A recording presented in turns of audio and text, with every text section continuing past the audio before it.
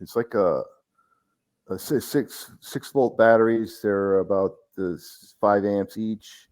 I did like I think like 7 or 8 of them, so 50 amps or something. You know, of alum batteries, and they would hold 9.5, 10 volts, and yeah, they're very reliable, and you don't have to worry about them going bad. I just put them away. I made them like a long time ago, and they totally dried up.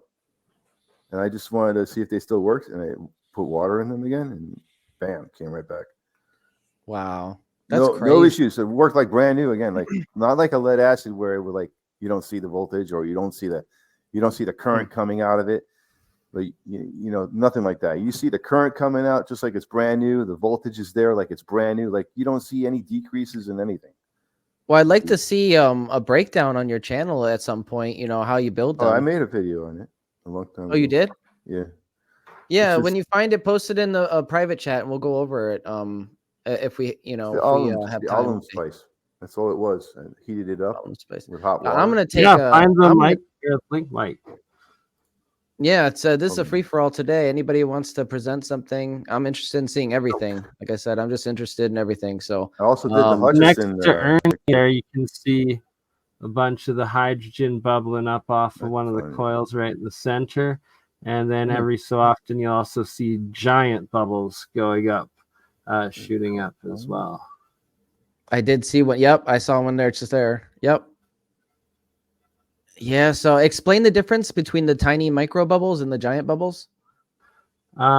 Since they're both coming off of the cathode, I believe it's potentially 2 different isotopes of hydrogen, and then there's also always off of the anode side bigger bubbles too that are the oxygen.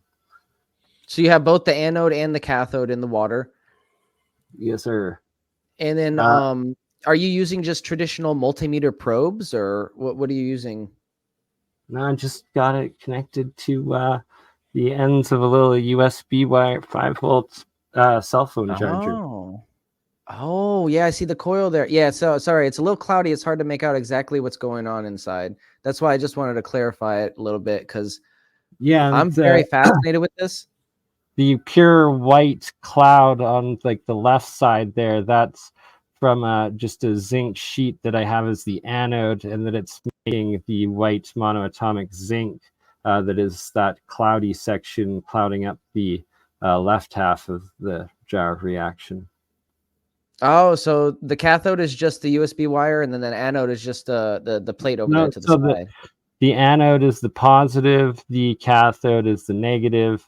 The coils are connected to the negative, doing the bubbling up of the hydrogens, and then the anode you get from the zinc sheet, you get the monoatomic as well as the oxygen bubbles coming off of, but it's kind of above the camera level there. You can't really see the zinc anode as it gets corroded away quite quickly. So what I mean is the zinc anode is not connected by anything but the water, right? The water acts as the it's connected. Well, it's connected to the positive wire of the. Oh, so it is directly connected. Okay, but so that was my disconnect. I wanted to know exactly how it was configured. They're only connected, but they're connected reaction-wise through the water, right? Through the electrolyte of the anode cathode back to the metals.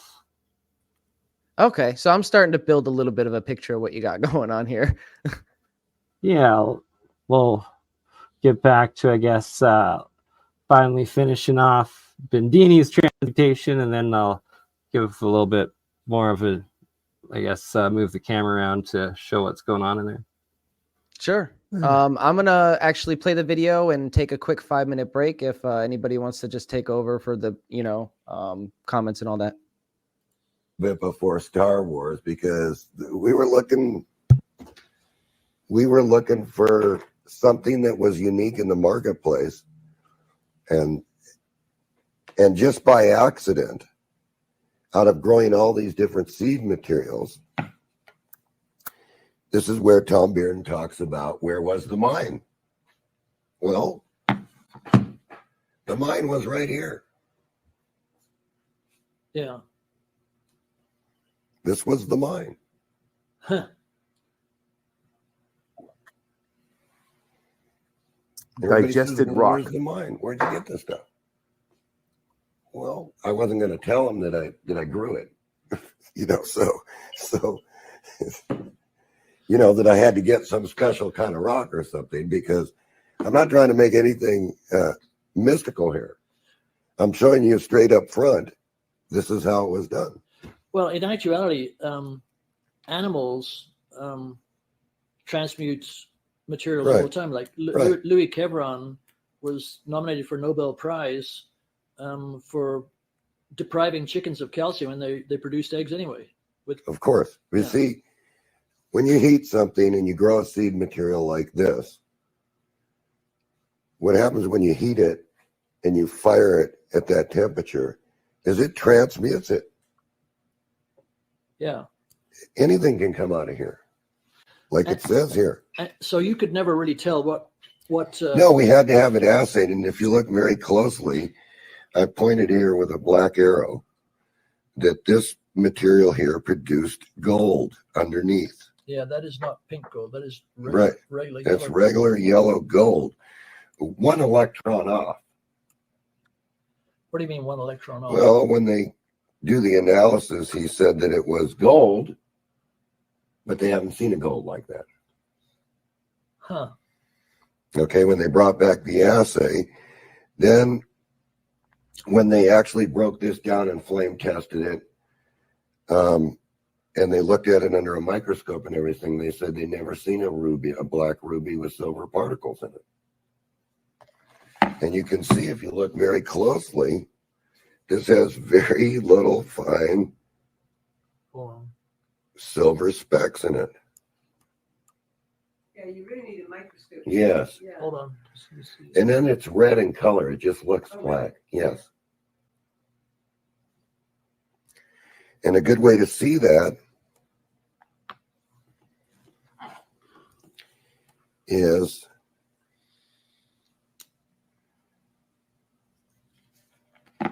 right here.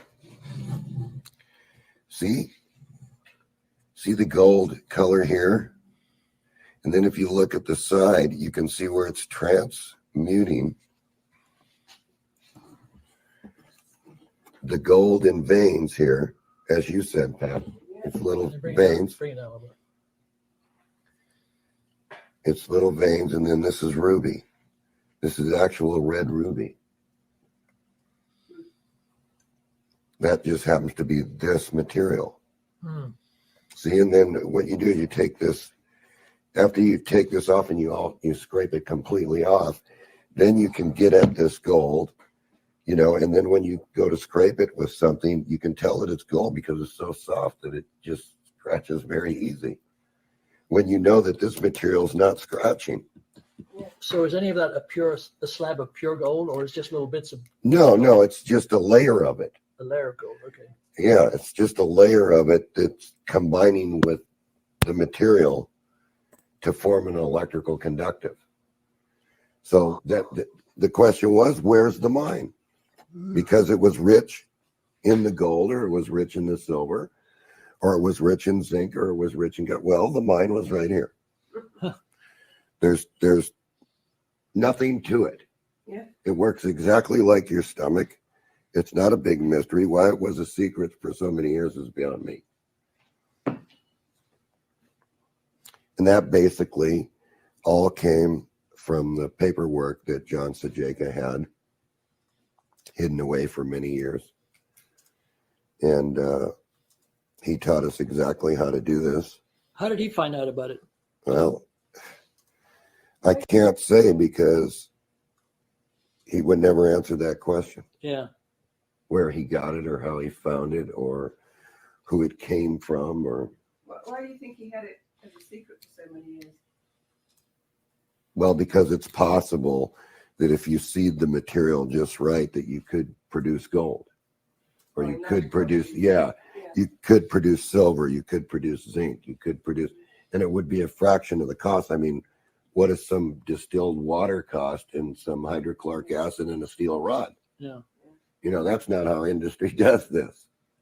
But this goes to show you that they might have even known this during the 1900s or the 20s, 30s, but he wasn't going to tell. Well, Tom said that 40% of the gold that the Russians sell is made in the lab. Well, yeah. Well, this would be making it in the lab. Yeah. The hard way. Actually, the easy way. Yeah.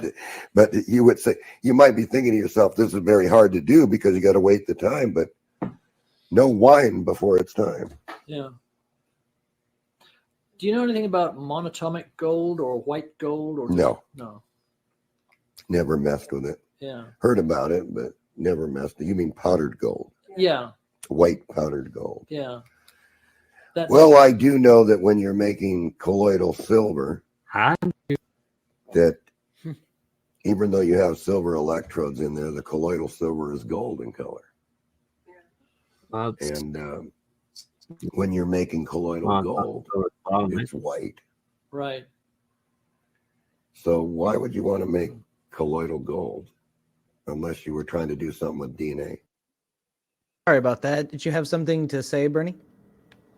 What time does APEC open mic start, Jeremiah? And yeah, I'll send you a link right now if you want to join quick. And I was thinking that was today, and if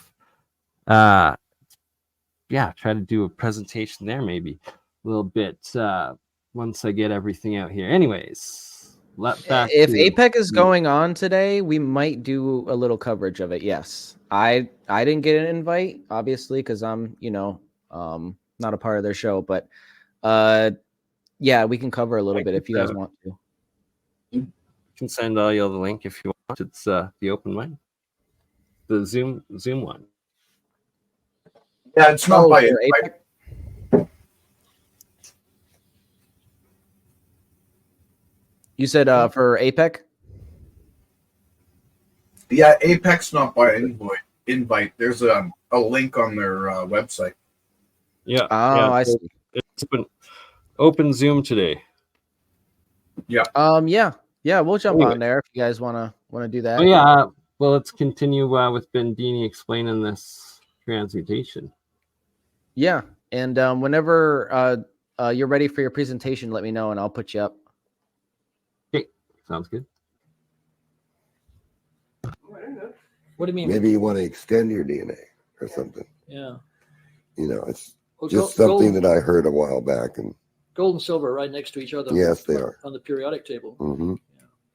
So it's not far to transmute one from the other. John Sajeka was a big fan of Walter Russell. So if you look at Walter Russell's chart, it sort of looks like this.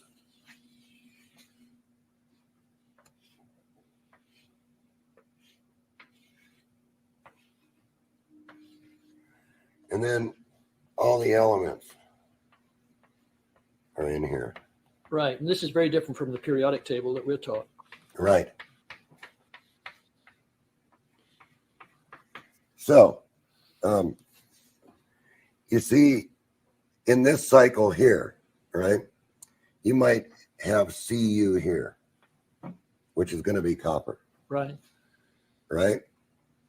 And you might have gold Ag here. Right. So what's the difference between the two? Is a harmonic shift. Right. You see? It's a frequency shift. Because silver may be right here. Right here. Zinc may be right here. Right. And lead may be right here. But if you look at Walter Russell's chart and you look at what it would take to move copper to gold, is a frequency shift back down to this level. Yeah. So if you can do something to this copper right here, this substrate, if you can do something to it by seeding a material on top of it, Right. right? And then you fire that in an oven what happens is it's going to transmute at that level. Whatever is in here, it's going to transmute it to this material. Right. And so when you take this layer out and send that for assay, that's what was in the material. Okay. So see, maybe Walter Russell isn't so far off putting the chart together the way he did. Yeah. After all, he did say that there's the positive spin and the negative spin. Of what? He called one a male and one a female, if you read his book. Oh, right. You know, he called one plus and one minus. You mean the elements? He called those elements. Plus. Yeah, well, he talked about life, about these two frequency shifts. You know, I think he had a drawing something like this. Yeah. So I had to check it out. And I had to try it for myself, and I was thoroughly convinced after being. So Bob Grenier talks about the yin and yang of ball lightning or plasmoids, and how specifically the yin, I think, represents the male, and the yang the female, or vice versa. I can't remember exactly which, but one spiral. Yeah, one spiral represents the male, one represents the female, and everybody has both in them, because if we didn't, we wouldn't be conscious. So it's just something interesting that we're making all these connections, specifically with the frequency of elements and how you can change them, and just based on shifting the frequency, that all plays into the plasma unification model, and it's all coming together, guys. It's all coming together. Oh yeah, it is. And I'm going through, just quickly flipping through, trying to find Walter Russell's ones that specifically have the labeling of the male and female, the red and the blue, the ultraviolet and the infrared, but they're on opposite sides in the balance of his scales, and that each of these different charts and diagrams that I'm going through are specific additional periodic tables of Walter Russell. There's not just this one vortex spiral geometry one that he's so famous for right here.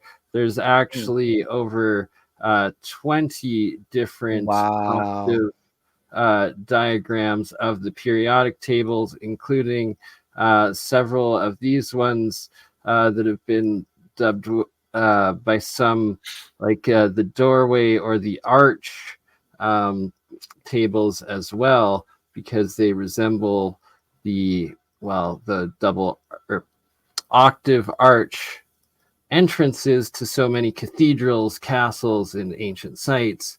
But here he actually plots it out with the elements. That looks like a music scale. Yeah, well, it's octaves. They're octave scales. Yeah, so it's applying the octave harmonic scale to the different periodic tables and elements. You can't have this tech without sound. Sound is part. Yeah, we're seeing how music and sound is intricate. You know, sound pushes energy. So if you use sound to push the energy that's sitting there, you're gonna get. That's why I kind of visualize, everything at the quantum level being kind of like an orchestra. You have different frequencies going on, creating a symphony. That's why you need the piezo buzzer. You push it, and it's the sound that pushes the energy. It's a vorchestra, like a vortex orchestra. Oh. Just thought I'd throw it out there. Cymatics. Yeah, cymatics. But cymatics is not that simple to understand. I mean, who can understand? And harmonics. Why the shapes are forming like that? I mean, they're interconnected waveforms. Well, we know that the waveforms have those geometries and all that, and that's but they seem to translate into two-dimensional as well, because they're three-dimensional waveforms we're talking about here. And That doorway just looks like a music scale. You look at the cymatic plate. It is, right? It's the octave scale. But it's more like an organ. When you play the right? organ? Exactly. And some of the stained glass windows actually resemble the hydrogen cymatic geometry. It's wild, right? So it's like the organs and all of this ancient, the alchemy of the cathedrals. Got to actually read that ancient book, and it will explain it, right? Like, there's so much to it. It's wild. The older the book, the more the code is. There's your magnetic flow there, no? Is that what that is? Yeah, I agree, Gerald. Read the older ones. Yeah, the codes are written in symbology and there we go. Amount of words that are used. This Walter Russell images? Yes, sir. These are all Walter Russell periodic octave geometric diagrams of, well, periodic and field physics, I guess. Well.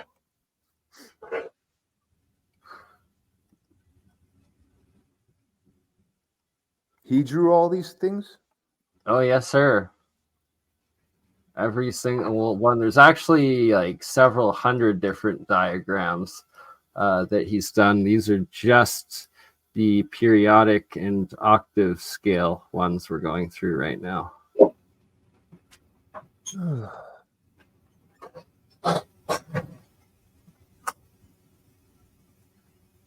It's like those that try to debunk Walter Russell without actually even looking at a fraction of his work. That one there.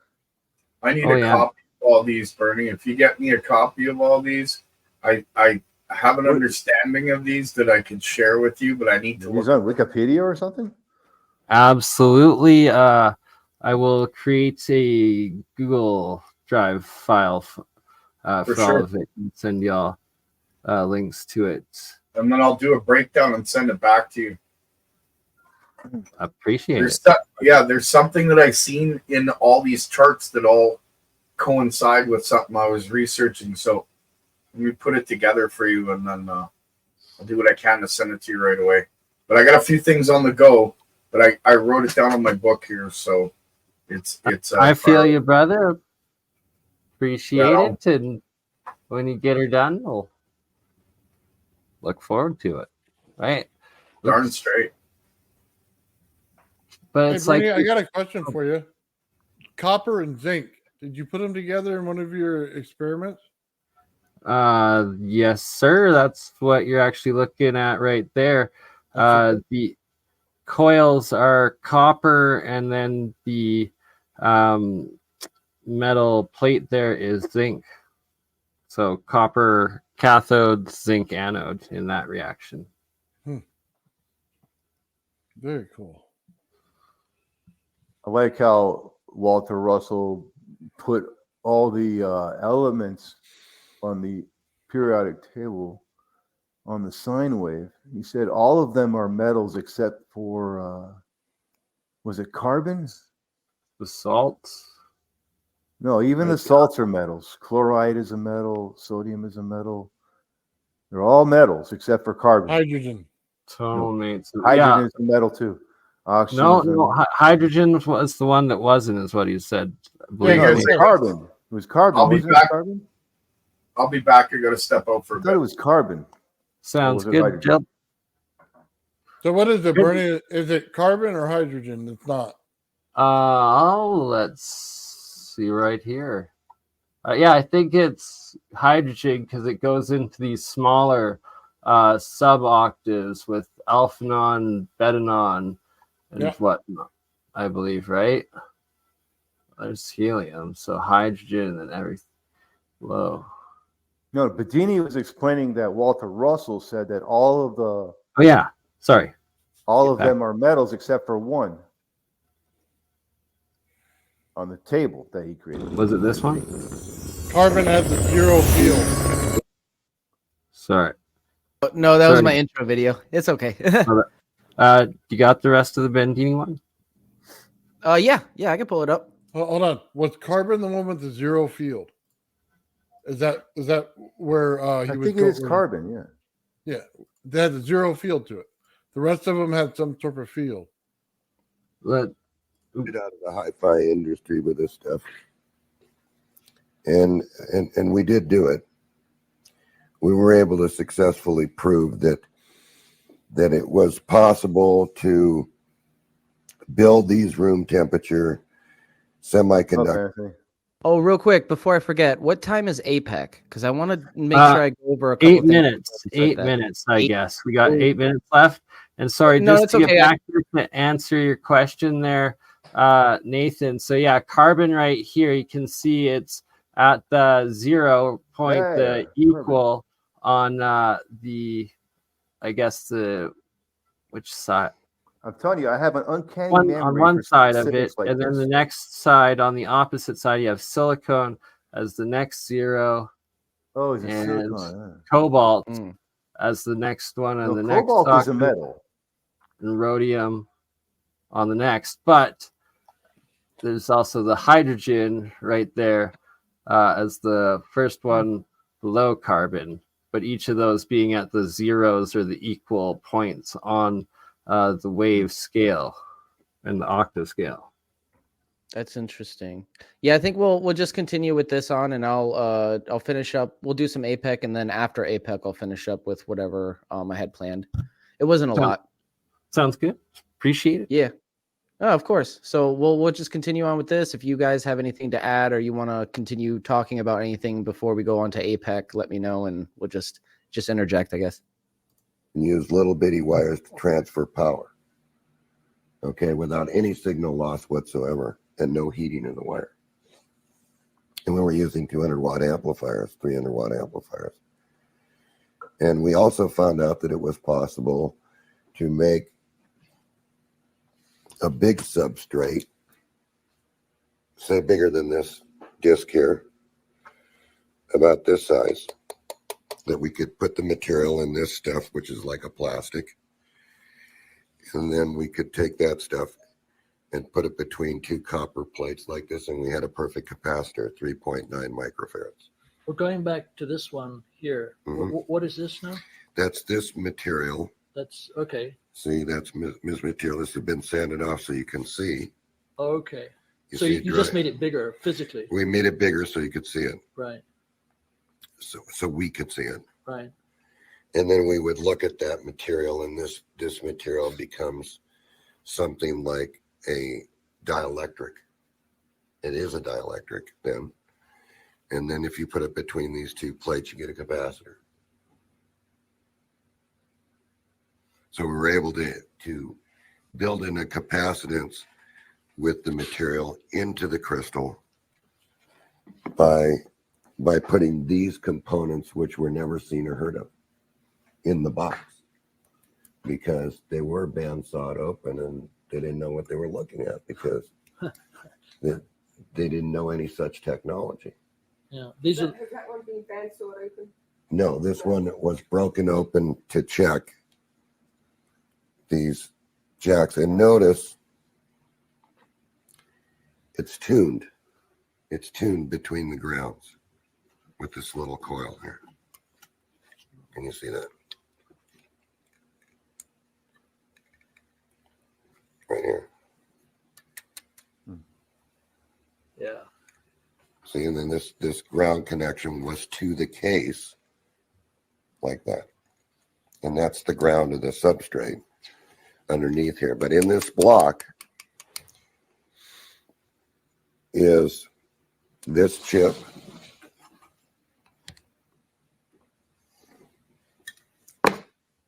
and a capacitor made from this material.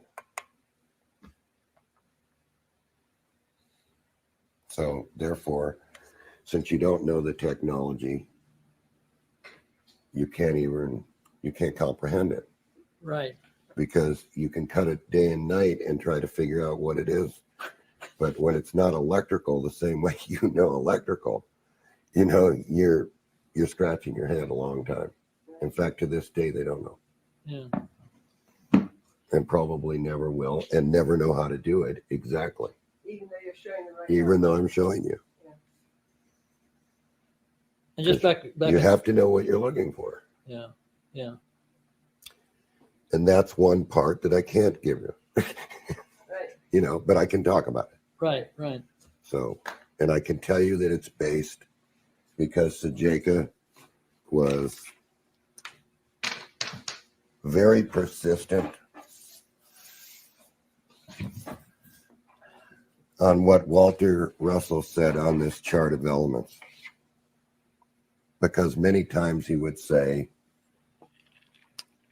John, and this is exactly how I'd say it, John, where's the copper?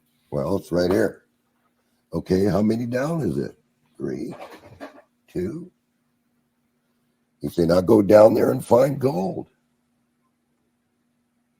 And so I'd go down to the chart and I'd find gold, right? And he'd say, what do you need to do to get gold? Well, you have to transmute the copper. So it isn't lead, like they tell you. It's copper. And when you do the same thing with silver. He would repeat that over and over and over and over. John, here's silver. So what do you need to do to get zinc? And you'd go down here and you'd look, and it's just a frequency shift between all these materials. And it's been in Walter Russell's books forever. Yeah. Forever. But see, what I want to point out here is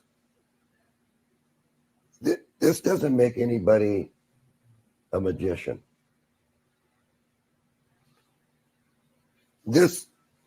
What this says right here is you, the person that's trying to do this, have a lack of understanding. And so therefore you can't comprehend it. You think it's BS. But this has been in front of the public forever. Yeah, You see, so things that we don't understand, we burn it at the stake. It's gone forever. You don't ever want to hear about it again in your life. You got this big mental block about, oh, it can't be done. Oh, that doesn't work that way. My meter doesn't measure it. Well, I'll tell you what. Your whole body's a big meter. John, back to that Walter Russell thing with the 2 spirals, one was Mm-hmm. that doesn't have anything to do with the spin of the earth, does it?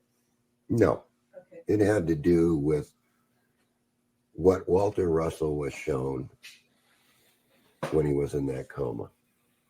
Because remember, he was in that coma for a long time. And when he came back, he knew exactly what vibrational rate all these elements and everything were. Because he was shown. Okay? And we may be talking about that we live just here.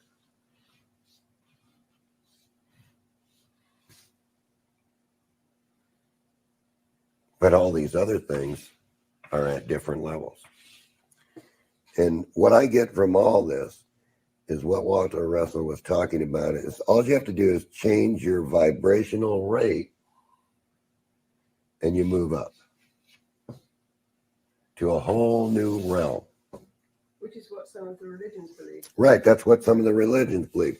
But suppose that you change the vibrational rate of things that are physically on this earth. Hey, Ben, pause it real quick, will you? Well, then it's Yes. That's exactly what Gerald was saying earlier. Mm-hmm. Remember we were talking about inside his coil, when you get in that little special area, and we were talking about vibration and frequency. Bendini just said it right there. As soon as you're here, then you hit a different frequency rate, you're here. You get what I'm saying? Right, you shift. Describing what Gerald was talking about. Yeah, that's we're seeing these connections, and it's awesome because I don't know, Gerald, were you actually researching Bendini while doing your coil, or is this Bendini stuff new to you too? I think Gerald said he was stepping out for a little bit, but I'm that's right. pretty sure from in past Gerald's done a lot of work understanding Bendini stuff, if my memory serves me correct. But I'm sorry, I have to actually run out here to the store quickly before it closes myself, and we'll be back in like 30-45 if you're still going, and if not, see you at APEC, but I'll leave my experiment cam on, and then if you're still going when I get back, then I can do the demonstration of showing that crystallized electrode there, like Bendini was showing. But great work. Yeah, I plan on streaming for at least another couple hours. So at least another couple hours. So yeah, we should be live. Perfect. All right. Well, see you in a little bit. Awesome. Right on. All right. Did you want me to play it again, Nathan? Well, yeah, I just wanted to point that out for people who were watching earlier, that we were talking about the different in frequency, time, and if you're inside the bubble, outside the bubble, and Bendini just hit on it right there. Yeah, and it's important, when we're doing these long streams too, to reiterate some of the things that we've been talking about, because new people come in all the time. But yeah, let's play it. It's possible. Maybe John Sajeka was right. Copper is gold. And silver is zinc.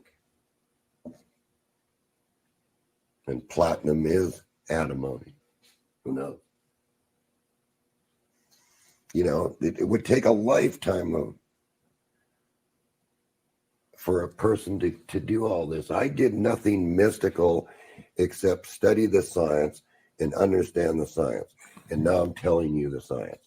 That's how you do it. And it's up to you to do it. I can't do it for you.